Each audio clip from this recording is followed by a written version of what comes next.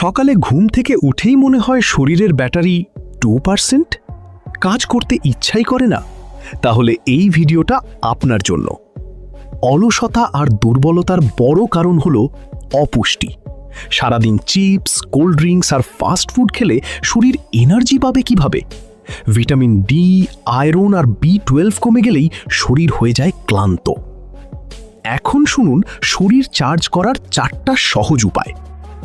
1. সকালে একটা কলা, ইনস্ট্যান্ট এনার্জি। 2. কয়েকটা কাঠবাদাম বা আখরোট, ব্রেন হবে শার্প। 3.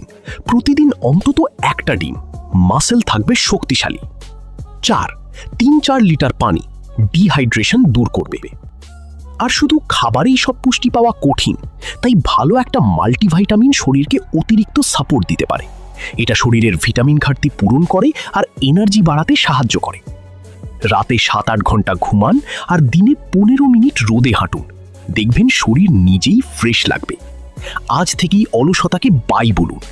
ভিডিওটা ভালো লাগলে লাইক দিন আর ফলো করুন আরও হেলথ টিপসের জন্য।